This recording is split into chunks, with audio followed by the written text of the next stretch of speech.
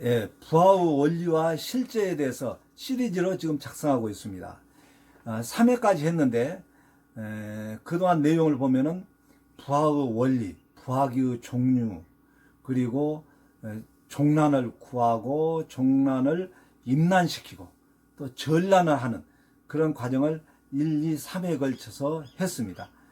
오늘은 제 4회로서 이제 임란을 했으면은 이제 일정한 기간이 지나면은 R의 종류에 따라서 다르겠습니다만은 이제 파각을 합니다. 파각, 부화를 하게 되겠죠. 그래서 부화하는 그런 내용을 가지고 오늘은 말씀드리겠습니다. 그 부화의 시작으로서 파각이 있습니다. 파각이라는 것은 병아리가 안에서 알을 깨는 행위, 이것을 파각이라고 합니다. 파각으로부터 시작해서 이제 알이 밖으로, 이제 알에서 병아리가 밖으로 나오게 되겠죠. 그러면은 파각에 대해서 알아보도록 하겠습니다. 파각이란 뜻은 깨뜨릴 바, 물리칠 각, 그래서 완전히 깨뜨린다, 그런 뜻인데, 여기 부화에 있어서 파각이라는 것은 알 껍질을 깨뜨리는 행위, 이것을 파각이라고 합니다. 이것을 부화기에서 직접 보시겠습니다. 이거 뚜껑을 열고 지금 여러 가지 알들이 있는데요. 자, 여기에 지금 안에서 병아리가 이거 뚫고 나오려고 지금 깨뜨리고 있는 중입니다. 이것이 파각입니다. 그래서 자연 부화할 때는 어미가 품고 있는 중에 이게 이제 파각이 이루어지기 때문에 사람이 관여할 필요는 없습니다. 그러나 이제 이렇게 인공 부화를 시킬 때는 파각기에 옮겨놓고 이제 파각이 잘 될 수 있도록 조건을 맞춰주는 것, 이것이 이제 필요합니다. 그래서 조건이라는 것은 온도하고 습도. 그래서 습도를 잘 맞춰야 되는데, 여기에 보시면은 이 하얗게 속 껍질이 있습니다. 이 속 껍질이 마르면 안 됩니다. 그래서 속 껍질이 마르지 않도록 수분을 충분히 80% 이상으로 높여주면은 부화율을 높일 수가 있습니다. 자, 이거 움직이지 않도록 가만히 놔두겠습니다. 이게 온도가 낮아지면 안 되기 때문에 뚜껑을 덮겠습니다.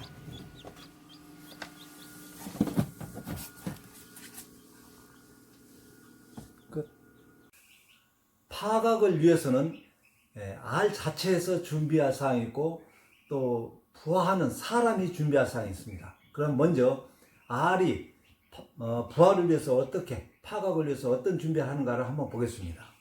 자, 이것이 지금 부화하고 나온 알 껍질입니다.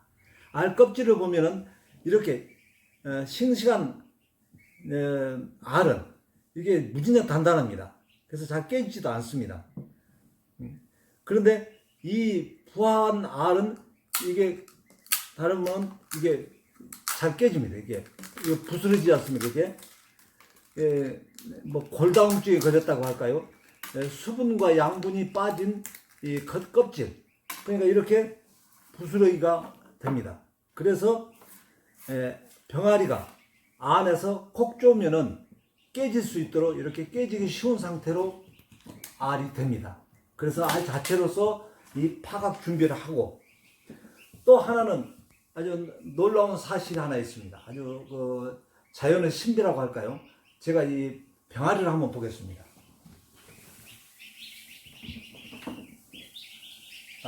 이것은 어제 부화한 거의 병아리입니다. 거병이라고 하죠. 거병이 이 알 속에서 나온 것이 요건데, 지금 털이 마르고 그러니까 많이 컸죠. 이 속에서 나온 겁니다. 그러니까 얼마나 컸습니까? 이게 믿기지 않죠. 그런데 어제 이거 나온 겁니다. 그러면은 이 부리를 보면은, 이 부리가 지금 잘 보일지 모르겠습니다만은, 부리 끝에 위에가 약간 뾰족한 게 보입니까? 뾰족한 게.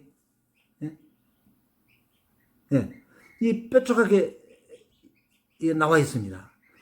이것이 모든 난생, 그러니까 알로서 태어나는 새 종류들은 전부 이 끝이 뾰족합니다. 부리 위에 이게. 그래서 이 위 부리로 안에서 알을 밖으로 밀어냅니다. 그러면은 알이 깨지는 겁니다. 왜 우리가 그 버스를 타보면은 비상구 옆에 비상구 그 유리창 옆에 깨뜨릴 수 있도록 비상망치가 있죠. 비상망치가 큰 망치가 아니고 조그마한 망치가 걸려 있습니다. 근데 큰 망치로 유리창 때려도 잘 안 깨집니다. 근데 그걸 어떻게 깨느냐 하고 의문을 가지신 분도 계실 텐데, 그게 날카로운 것으로 때리면은 그 단위 면적당 받는 힘이 크게지기 때문에 깨지는 겁니다. 그 알이 깨지는 것과 동일한 것이죠.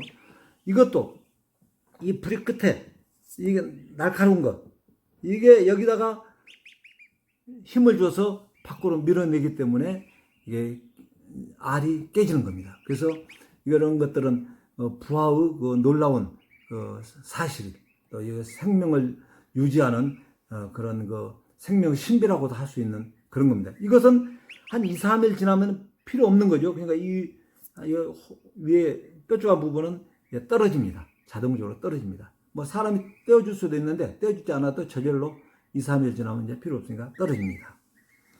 그래서 병아리가 자체 이번에는 사람이 부화를 위해서 준비해야 할 사항이 무엇인가에 대해서 알아보도록 하겠습니다. 지금 부화기에다가 알을 넣어놨지 않습니까? 부화기를 넣어놨으면은 부화기 내에서는 온도와 습도를 유지하면서 전란이 이루어집니다. 여기를 보시면은 자 이렇게 부화기 내부에 이런 전란 틀, 전란 틀은 부화기마다 각각 다르기 때문에 모양은 다르겠습니다만 원리는 비슷합니다. 그래서 이렇게 전란을 해주는 겁니다. 그래서 이렇게 알을 굴러주는데 좌우로 90도씩 해서 이제 크게 움직이겠죠. 이게 전란을 중지하고, 이것이 이제 알이 이제 깨고 병아리가 나왔을 때 여기다 가만히 놔두면 어떻게 하겠습니까? 이 나왔을 때 이런데 틈새에 빠질 수가 있겠죠. 걷지도 못하고 겨우 기어다니는 어린 병아리가 이런데 빠지면은 어떻게 헤어나올 방법이 없겠죠. 그러니까 빠지면은 잘못하면 죽을 수도 있습니다.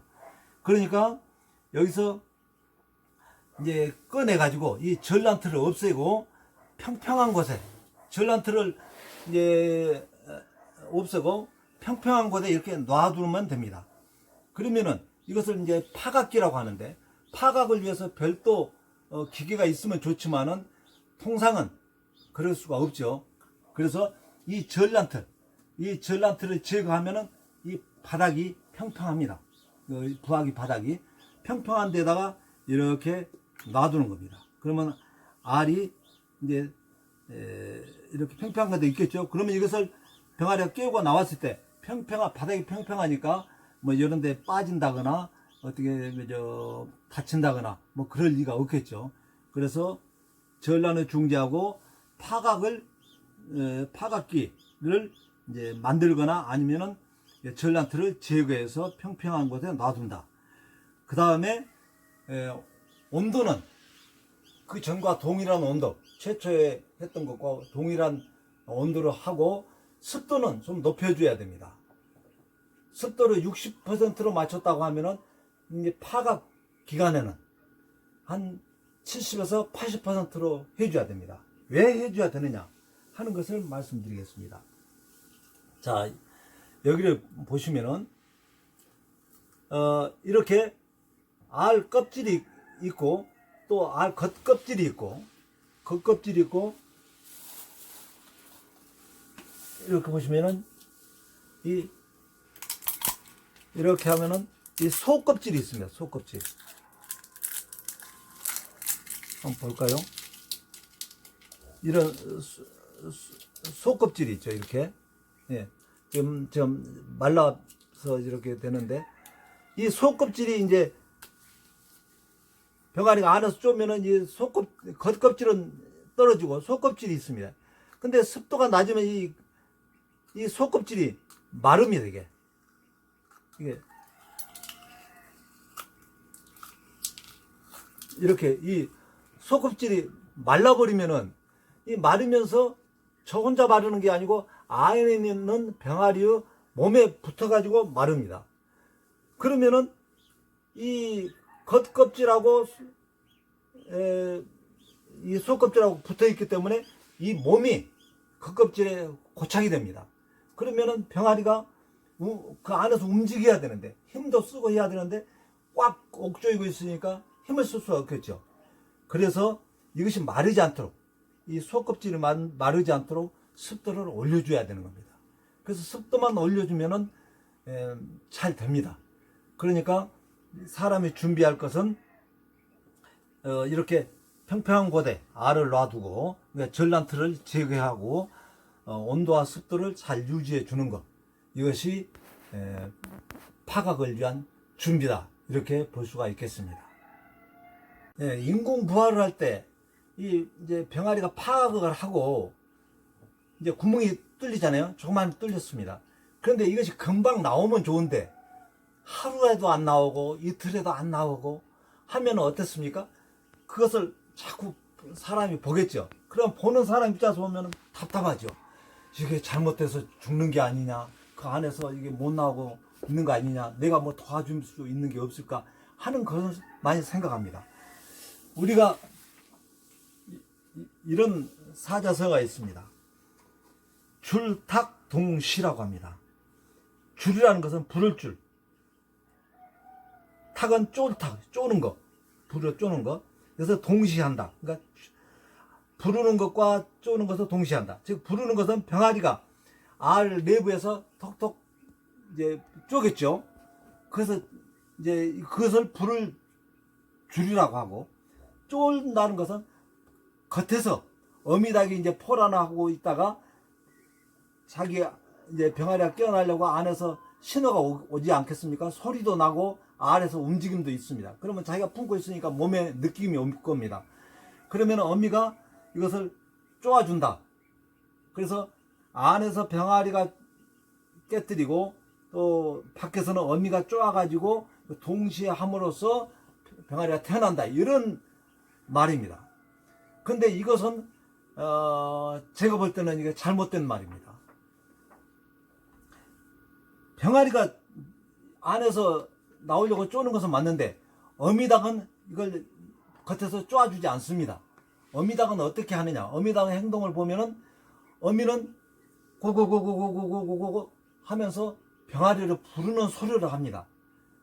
그 소리를 할 뿐이지 알을 쪼아주지 않습니다. 어미닭이 알을 쫀다고 하면은 틀림없이 그게 상처를 주고 병아리가 제대로 못 나올 겁니다. 그래서 어미닭은 쪼는 게 아니고 그냥 부르기만 합니다. 저쪽 꾸꾸꾸꾸꾸 부르면은 이 안에 있는 이 병아리가 어미닭 소리를 듣고 용기를 내서 있는 힘을 다해서 그 알을 깨뜨리고 나오는 것입니다. 그래서 근데 이제 사람은 이 줄탁동시라고 했으니 겉에서 어미닭이 쪼아주는 것을 사람이 해줘야 되지 않느냐 하는 생각을 갖게 되겠죠. 그래서 저도 수십 번 부화를 했습니다만은 부화가 시작되면은 자꾸 들락거립니다. 들락거리면서 이거 보고 또 이게 문제가 있느냐 없느냐 이게 보고 있습니다. 취미로 기르는 분들, 또 소농가, 조그마한 농가에서 부화기 한두 개 가지고 부화하시는 분들 대부분 그럴 겁니다. 근데 대형 부화장에서는 어떻게 하냐면은 이게 쪼기 시작해도 그대로 놔둡니다. 절대 사람이 도와주지 않습니다. 그게 정답입니다. 그런데 그러면은 저는 어떻게 하느냐,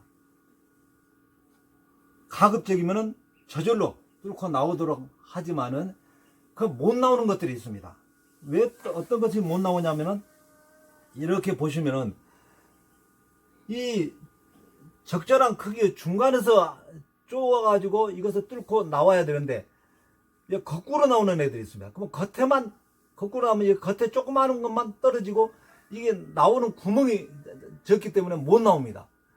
이런 것은 얘만 쓰지 이거 뚫고 나오지 못하기 때문에 그럴 때는 슬쩍 이렇게 여기 몇 개를 이렇게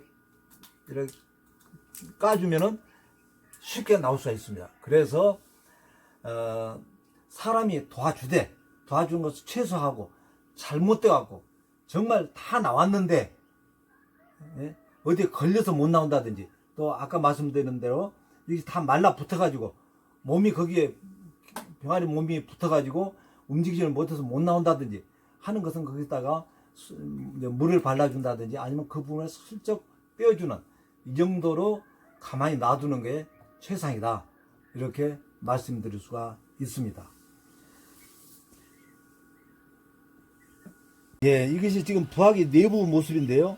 금방 태어난 지금 거의 2마리입니다. 이것은 조금 더 시간이 됐고, 이것은 지금 알이 막 나온 지 한 10분도 안 됐습니다. 얘들은 힘이 없습니다. 그래서 서지는 못하고 걷지도 못하고 기어는 다닐 수 있습니다.